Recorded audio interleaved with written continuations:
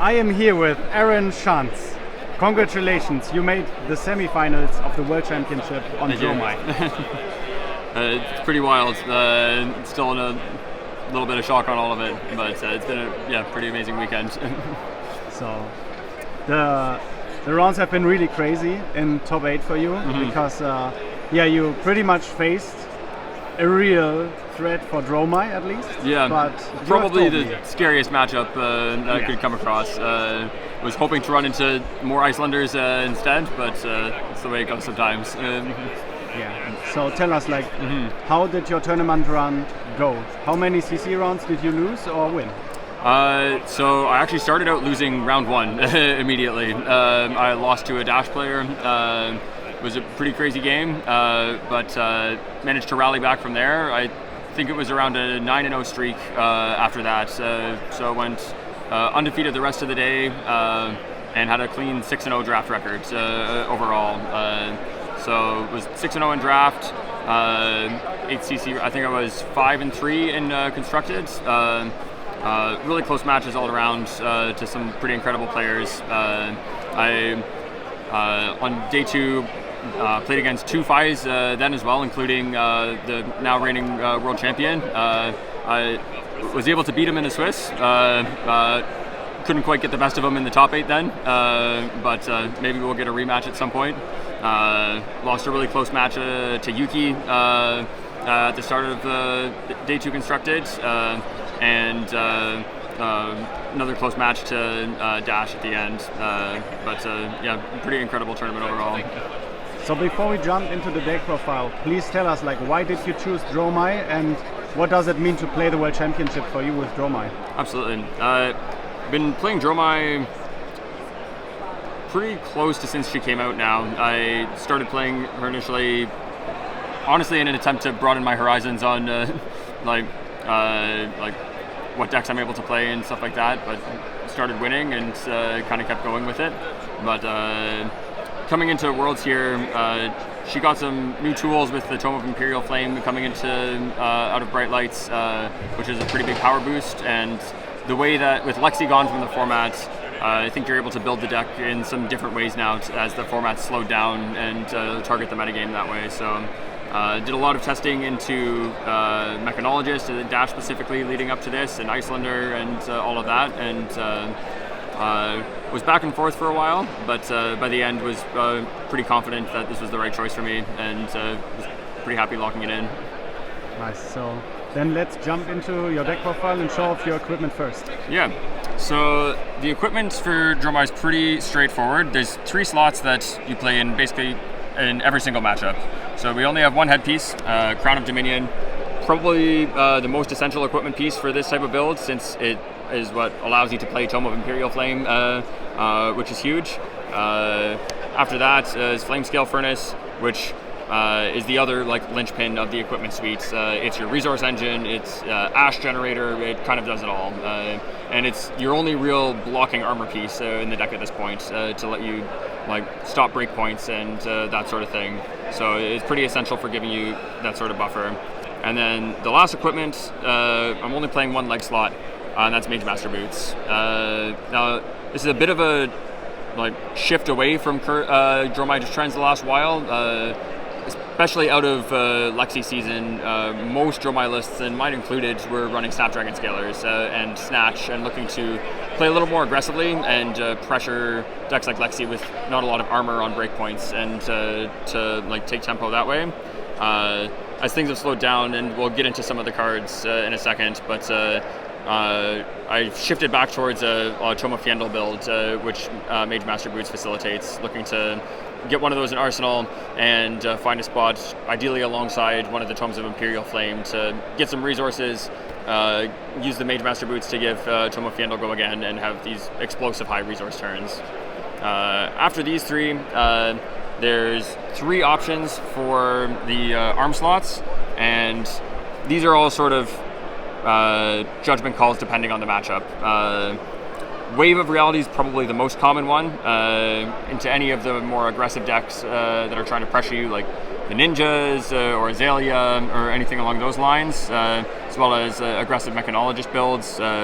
it's just a couple extra life can make a huge difference, and sometimes cover break points from stuff like the ninjas. Ghostly Touch is basically just for Bravo. I had cut it previously, but with Mage Master Boots coming back into the deck, it's just a sort of added buffer to like make sure that you can seal the deal against Bravo. Like they can't like get away with a long endgame. You're going to stack up counters on the Ghostly Touch and eventually threaten to come in for really big chunks of damage by using Mage Master Boots to put in a Passing Mirage and take away the Phantasm on it. And then Silken Form is mostly just for the mirror, and it's an Ashwing that on command, if you've got a board that's tricky to clear and need to come back with that, it lets you get AB early when you need it against Wizards and pick that up. And against slower decks like Controlled Ash, similar ones to like what Easton Douglas was playing in the top 8 here, it also can help you just push the board wide on the turn where you're trying to like pressure their ability to clear and things like that. Notably absent from the equipment suites, there's no Null Rune in this list. I've previously played Null Rune gloves. I think Silken Form does that job pretty well against the Wizards overall. Similarly in the Dromai matchup, and you can get into these burn them all endgames in the mirror, but by and large I find if you're at the point where you're pitching cards for Arcane Barrier to a burn them all in the mirror, you're probably pretty close to already dead, and the writing's kind of on the wall at that point. I felt that Silken Form was an easier, more flexible slot to kind of cover that base. All right, so then let's look into your main deck. Yeah, so through the main deck, a few cards to call out initially, sort of like linchpins of this list. 3 Tome of Fyendal and 3 Tome of Imperial Flame. I'm coming with the whole library this weekend, just trying to read some books. But these are probably some of the most powerful cards in the deck past any of the dragons, and really facilitate some of the explosive turns that let you like get onto board really quickly and put your opponent in really sticky situations where they can't clear the dragons that you're putting out. Tome of Imperial Flame, we've seen a lot of at this point since Bright Lights. It does it all. It makes Ash, it makes resources, it lets you filter your hand for the dragons that you're looking for, and just brings this level of consistency to the deck. Now, the downside being it can't block, and the way I like to play Dromai, I like to block a lot, and I'm looking for these spots to pivot and like give myself the time to create these pivot turns to put the squeeze on my opponent. With Tome of Imperial Flame in the deck, the turn where you draw it, you're pretty priced into like not blocking a lot that turn, since you have a 0 block in hand and your blocking power is reduced a lot. And against the more aggressive decks, that while Tome is incredibly strong, it can also be a bit of a liability if they're going to put you in a place where they're presenting a lot of damage and you need to try and pivot back. And Tome of Fyendal goes a long way towards helping you with that. So in a lot of matchups, like against like Boost Dash or anything along those lines, I'm really looking to get a Tome of Fyendal in my arsenal as quickly as possible.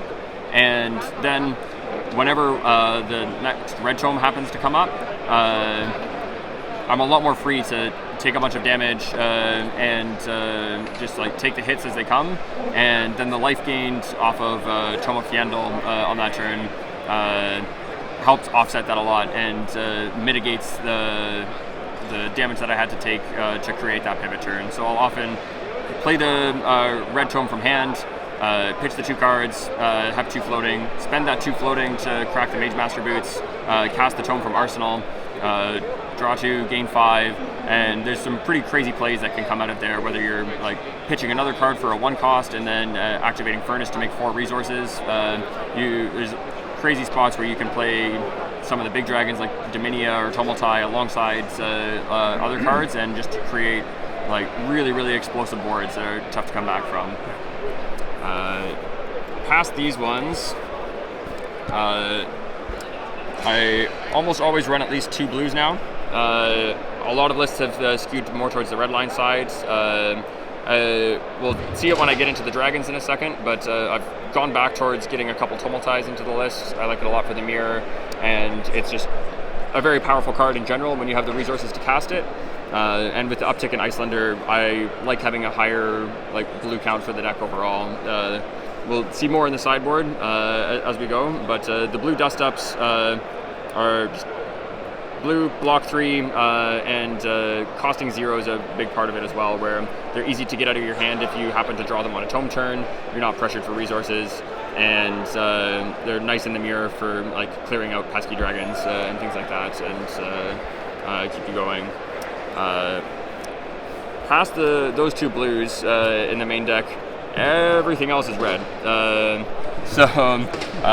There's a couple Billowing Mirage. That often ends up being a bit of a flex slot for me. Was on 3, ended up going to 2. It's another way to get a little Ashwing into play. They're nice in the mirror for clearing out other dragons. I find I don't end up casting them a lot outside of mirror match and Icelander situations, but they block 3, they're a starter, they don't have Phantasm, and they're just a good way to get things going. 2 Sigil of Solace were a recent addition to the deck.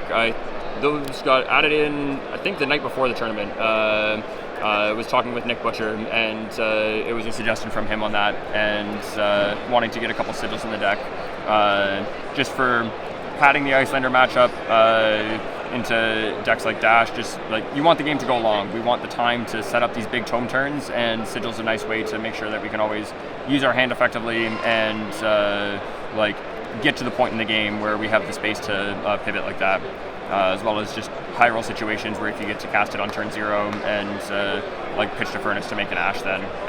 So they've been nice. From there,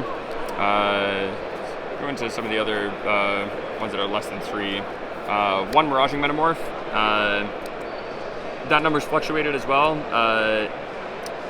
I like the 1 of, it's good to pitch into the end game. I like finding scenarios where you can, especially against decks like Bravo, get a burn them all going and then make really awkward decisions for them, where Miraging Metamorph comes back around later in the game and they have to decide whether they want to pop it and give you a counter on your Ghostly Touch, as well as another burn them all in play that might close them out with Arcane, or if there's a way for them to block it without popping Phantasm or avoid taking 7. Can be a really tricky spot for them like that. And then the only other cards that's playing less than 3 of there is 2 Burn Them Alls. This is one where I've probably differed from a lot of Dromai lists the most on. I played only 1 Burn Them All in a lot of my lists leading up to this. We recently shifted a second one back in, just closing out games in the mirror with arcane damage and finding ways to get an edge and get your opponent into a spot where they have to block quickly. Also with the expectation that there was going to be a decent amount of Bravo showing up here, just more tools to push damage through on them. But 2 is sort of the sweet spot that we end up landing on for those. Did you feel like in the games that you lost in CC that having 3 Burn Them All or 1 less would have changed anything? Not really. I never played against any Bravo all weekend. The 2 losses to Dash, Burn Them All can come up against them, but it's not necessarily a key piece. The first Dash loss, my opponent played Plasma Purifiers. I think they had all 3 in play by turn 4 or 5, and then had a double high octane turn that attacked me for 5 a very large number of times. I don't know that Burn Them All is getting me out of those spots too much, but the 2 felt nice, free to block with 1 if I need to, and still have 1 left in the deck to kind of close that way. From there's a few other attacks that we run with. 3 Dust Up has been pretty stock for a while. Everything you want that way. It costs 0, blocks 3, attacks for 4. It's good for pressuring extra damage against ninjas and breakpoints like that. The Ashwing that it makes is super threatening. So it's just one of your better chain enders to put pressure on. 3 Ravenous Rabble. Again, lets you close endgames really nicely. It's one of my favorite cards in like slower matchups to pitch to gold, the gold token on the first turn of the game to make Ash, so that like as we're coming into second cycle and your opponent's getting low, it's a 0-cost starter without Phantasm that can hopefully like push a board of dragons through at the end and make for awkward blocks against your opponent that way. 3 Command and Conquer. I mean, what more is there to say about Command and Conquer at this point? It kind of does it all.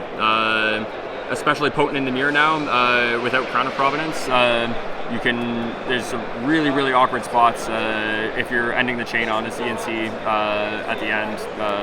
And especially with Tome of Imperial Flame and like 2 blocks and things, there can be really awkward hands where your opponent's under a lot of pressure to like try and keep their arsenal, because there's like quite often something like a tome in there that they need to protect if they want to be able to come back at you, and can really put the nail in the coffin in a lot of those situations. And the last non-dragon cards outside of the attacks, although a pretty good segue into the dragons themselves, Rake the Embers. One of the more powerful commons to like come out in any set. It is probably one of the scariest cards for a lot of the decks that you come across. Just putting 3 dragons into play, and it's so difficult to clear, and in a lot of games each one of those Ashwings is just getting so much value. If all 3 get to attack and they have to clear each individually, against a deck like Dash, if they are trying to shoot each Ashwing individually, like they've attacked for 3, and if they all eat a single pistol shot, like that's one card that's gotten you just like so many points of value over the course of the game, and they just like allow your board to snowball out of control really quickly while like getting Arcane Barrier online and things like that. After that, we get into the dragons themselves. I play basically 3 of all of them. Necria being, I think, the only dragon overall that I'm only playing 2. I love the card, but it can get a little clunky if you have too many high-cost cards in the deck. And with only like a few blues going through, just want to make sure that I'm not running into too many hands where I'm not able to efficiently play my cards out. So it's powerful as a couple when they come up, but after that it can get a little clunky. After Necria, can probably include the other 2 heavy hitters. I didn't get to cast Tumultide too much this weekend, unfortunately. I think the only time I cast it was against our now world champion. The match that I won against him, I believe I Tumultide his Mask of Momentum on the very first turn of the game, which is definitely one of the ways for Dromai to like pull it out against the ninjas. But past that, didn't see him too much. Dominia, however, Dominia and I were good friends this weekend. I cast that one a lot more. It was a super key card in my match against Matt in the quarterfinals, and just getting to come in, often taking the singular popper out of someone's hand so that they aren't able to shut your turn down, and then having 4 health to be like force a big attack on it to clear it on the way back just buys so much space, and sometimes just destroys their entire turn. After the big dragons that way, let's go into the 1 costs.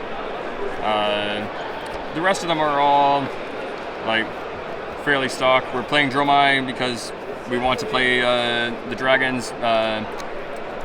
They all like serve different purposes in like different matchups, and it's one of the like most enjoyable parts about playing Dromai, I think.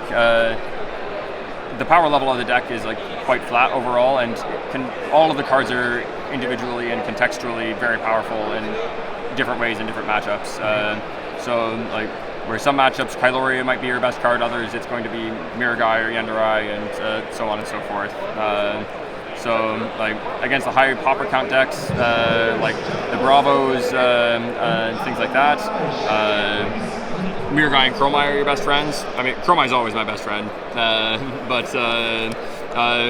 these two are what let you push through and like create the space to get through the poppers and like make these big damage turns, especially against Icelander and things like that, where they really want to like block with one popper, shut your turn down, and then like drag the game out to create this space to chip damage through against you.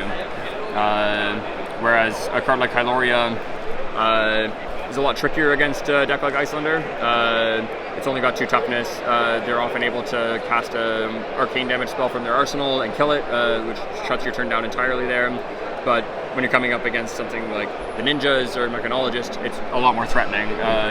The mechanologists can just never let it hit. If you take their induction chamber or something like that, all of a sudden their ability to clear your dragons just goes way down. It's just a must block at that point. And Yenderai is probably my favorite card to cast at the start of the game. On my first turn, I'm 99.9% of the time pitching 2 cards to sacrifice the gold, make 2 ash, draw a card. And with 3 cards left in hand, the play pattern is usually pitching 1 card, playing a 1-cost dragon to set up and play, and then getting a card into arsenal. And I don't think there's anything better than Yenderai to set up at that point. It's just so tricky for a lot of decks to deal with. They have to throw so many resources into it to be able to clear it effectively. So it's the perfect way to buy space for hopefully a 5-card hand on the way back after that. After these, Asvalai rounds out the suite on the 0-cost dragons. It's all right in like most of your matchups. Like it costs 0, comes in for 3 damage. The 3 toughness is definitely relevant, but where it really shines is in the mirror. I don't think there's any single dragon more important than Asvalai in the mirror match.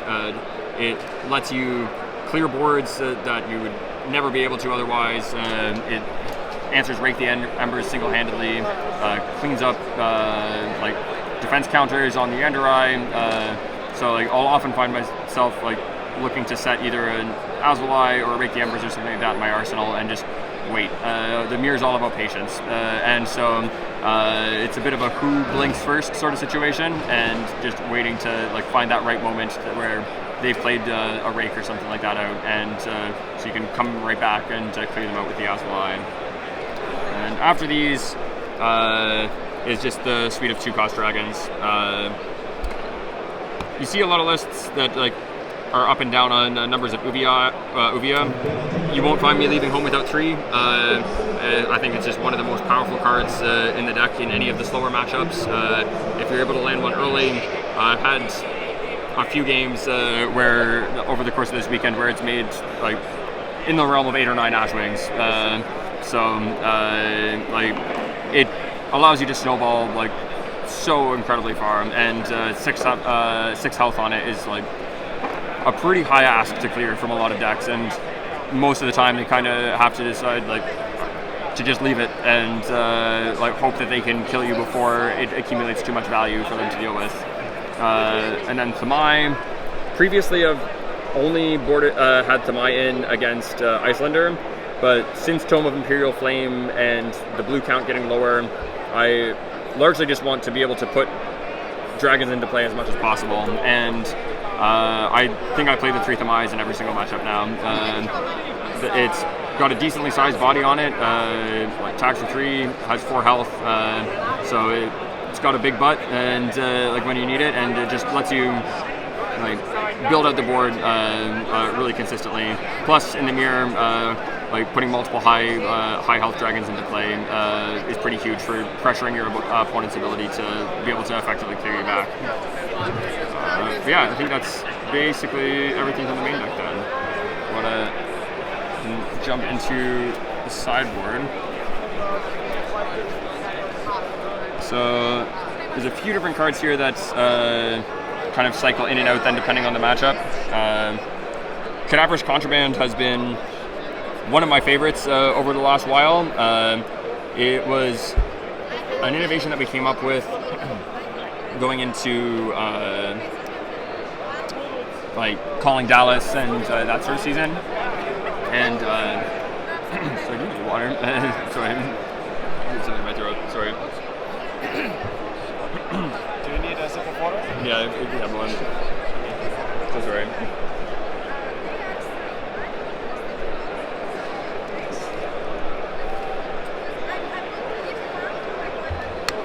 Thank you. Is it okay? Yeah. Back on track. Yeah.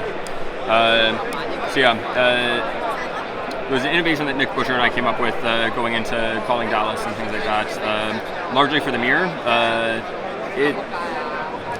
The fact that the hit effect triggers when you hit a dragon as well is huge, and it just lets you play this long grindy game where you get to put Tome of Imperial Flame back on top of your deck, or if your opponent has a board you need to clear, like key cards like Azalai or Rake the Embers, and really just snowball from there. It's also just like any of the slower matchups. I like to play it into Bravo, and even into Icelander, where there's just like really key cards that they do not want you getting back. Like if you're attacking a Bravo with a Cadaverous Contraband and you have a Mirror Guy or a Dromai or something like that in your graveyards, like you just want to be casting those specific cards as often as possible, and like recycling them is just a death sentence for a lot of these decks. Similarly against Icelander, Thamai or Dromai or anything like that is like super huge. Beyond that, we have a bit of a package for like decks like Bravo. Dust from the Chrome Caverns is another recent addition from Bright Lights. I've been a big fan of the Phantasm removing dusts overall. I played 6 copies, like 3 of each of the Necria dust and the Vincerikai dust at PT Baltimore, and was a pretty key part of my plan for beating Oldhams at that event. And Dust from the Chrome Caverns just does everything that those did and even better, because it like lets you set up crazy endgame turns with Dromai. After that, and like filling into the Guardian suite, is our suite of defense reactions. These get played into most of the decks overall. There's very few decks where I'm cutting these, except for things like Icelander, where the defense reactions come out. But having 8 reacts total into things like Bravo that are really trying to or Azalea that are trying to dominate through these big hits is just a important way to try and keep your life total healthy. And like I said, I like to block a lot and find the space for all of it. So the reacts let you play quite patiently and just create the space that you need with all of that.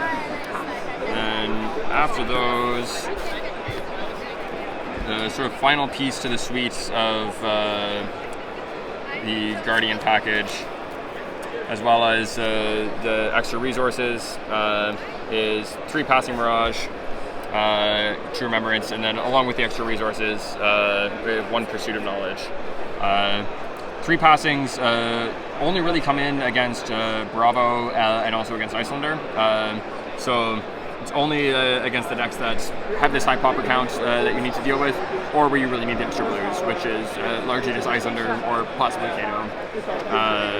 And I think the only other matchup where I'd really play them in is Brutes or a Control Dash lists like what Eastern Douglas was playing, if you know they're on it. But past that, they block 2, and you don't want to glut the deck with too many 2 blocks and blues, because they can lead to bricks on the Tome of Imperial Flame turns, so they kind of come out there. The 2 Remembrances are the other key piece against Bravo. I just, like I was saying before, I just want to cast Dromai and Mirror Guy and all of those as much as possible. I run out Passing Mirages and Mirror Guys quite aggressively. I have to attack them, so you just force these off turns to buy you space, and then once you've got a few in your graveyard, ideally casting the Remembrances as they come up.